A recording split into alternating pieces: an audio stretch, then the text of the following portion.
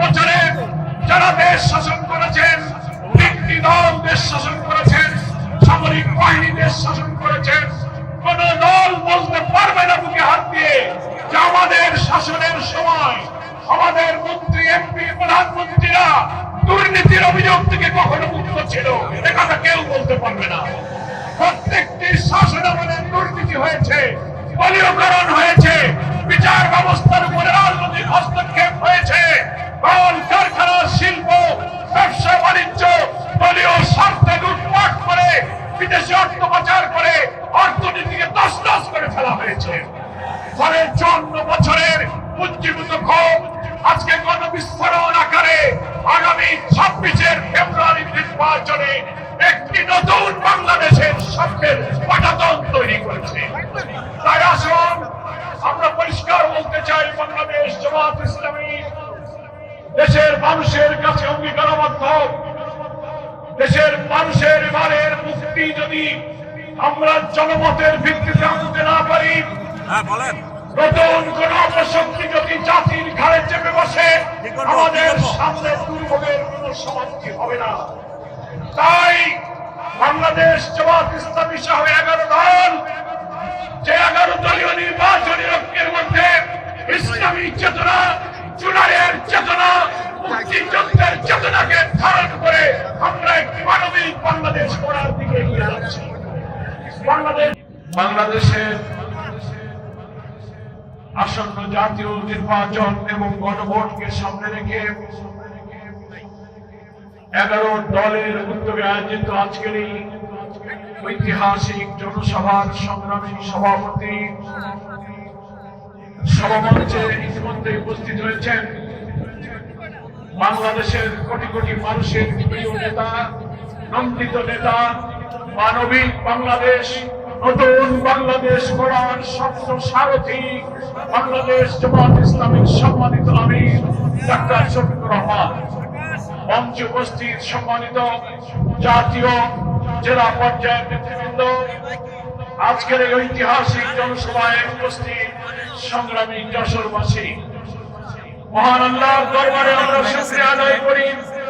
বাংলাদেশের রাজনীতির একটি কালো যুগ পেরিয়ে একটি নতুন সূর্য, মুক্তির সূর্য, নতুন সকালের দিকে বাংলাদেশ যখন এগিয়ে যাচ্ছে, দাঁড়িপাল্লার পক্ষে গ্রামে গঞ্জে, শহরে নগরে, বন্দরে জোয়ার তৈরি হয়েছে।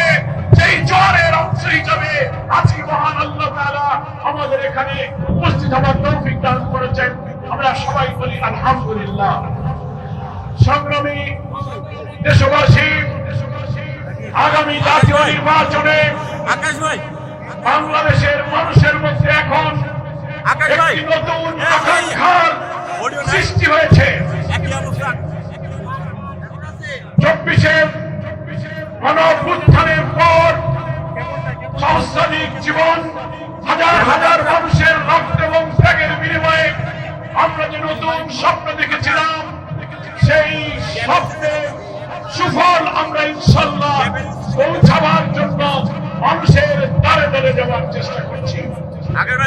দেশবাসী, বাংলাদেশের মানুষ দীর্ঘ রাজনীতির বিশ্লেষণে আমাদের তরুণ ছাত্রদের রক্তের আত্মত্যাগের বিনিময়ে জনগণের মধ্যে যে নতুন আকাঙ্ক্ষা তৈরি হয়েছে, সেই আকাঙ্ক্ষা হলো আমরা এখন পরিবর্তন চাই। স্বাধীনতার 54 বছরে যারা দেশ শাসন করেছেন, একটি দল দেশ শাসন করেছেন, সামরিক বাহিনী দেশ শাসন করেছেন, কোন দল বলতে পারবে না বুকে হাত দিয়ে যে আমাদের শাসনের সময় আমাদের মন্ত্রী, এমপি, প্রধানমন্ত্রীরা দুর্নীতির অভিযোগ থেকে কখনো মুক্ত ছিল।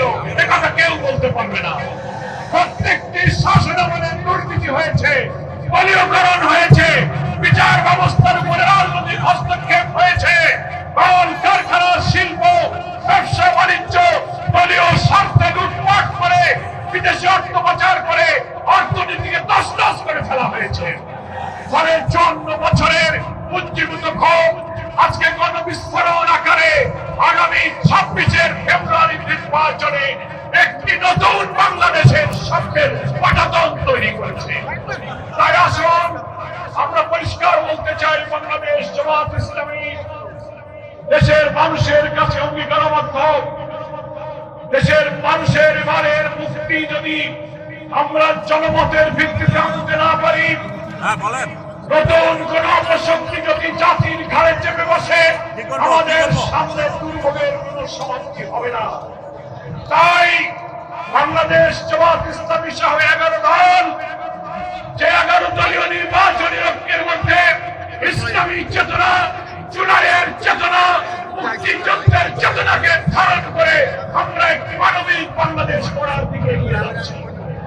বাংলাদেশ জামাত ইসলামী এদেশে দুর্নীতিমুক্ত, নৈতিকতার ভিত্তিতে শিক্ষা ব্যবস্থা, সামাজিক সুবিচার, ব্যবসা বাণিজ্য, শিল্প কারখানা, কৃষি, স্বাস্থ্য, শিক্ষা, একটি সভ্য জাতি নির্মাণে জাতির সামনে আমরা পলিসি স্থাপিত করে আমাদের ভবিষ্যৎ পরিকল্পনা পেশ করেছি।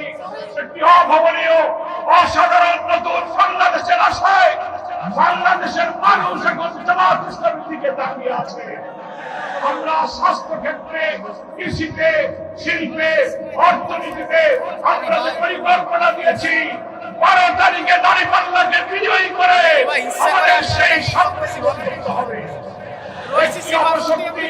জুলাই সনদ বাস্তবায়ন না করে আবার দুর্নীতি, আবার কর্তৃত্ববাদী শাসন, ভিন্ন মতকে দমন পীড়নের জন্য জুলাই সনদের ভিত্তিতে যে গণভোট হচ্ছে, সেই গণভোটের নাতে ভোট দেওয়ার জন্য ভেতরে ভেতরে ক্যাম্পেইন করছেন।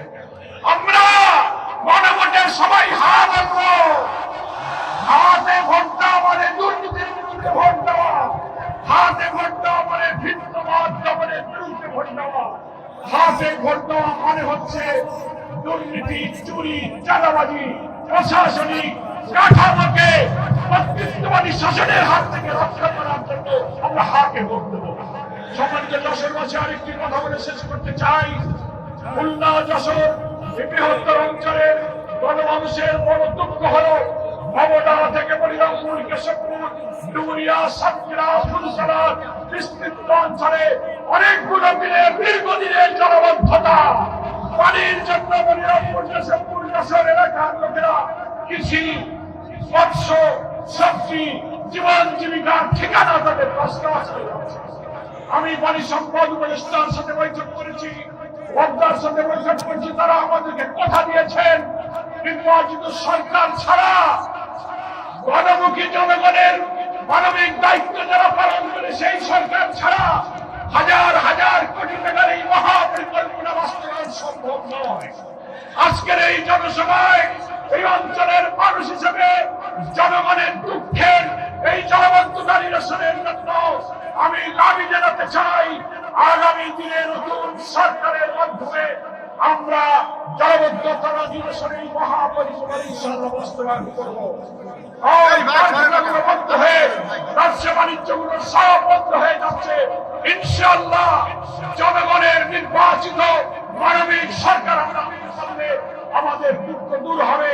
একটি সমৃদ্ধ, বৈষম্যহীন মানবিক বাংলাদেশ আমরা গঠন করব। সেই জন্য আর মাত্র 14 দিন সময় আছে। ঘরে ঘরে দাঁড়িপাল্লার পক্ষে ভোট চেয়ে জনগণের দোয়া নিয়ে দাঁড়িপাল্লাকে ইনশাআল্লাহ বিজয়ী করতে হবে। 11 দলের প্রার্থীরা যেখানে যে প্রতীকে আছেন, সেই প্রতীকে আমরা ভোট দিয়ে 11 দলকে বিজয়ী করে আমরা নতুন বাংলাদেশ গঠন করব। সকলকে ধন্যবাদ জানিয়ে মহান আল্লাহ তাআলার কাছে বাংলাদেশের 18 কোটি মানুষের সংগ্রামের সফলতার জন্য তৌফিক কামনা করে আমি আমার বক্তব্য শেষ করছি। আল্লাহ হাফেজ। বাংলাদেশ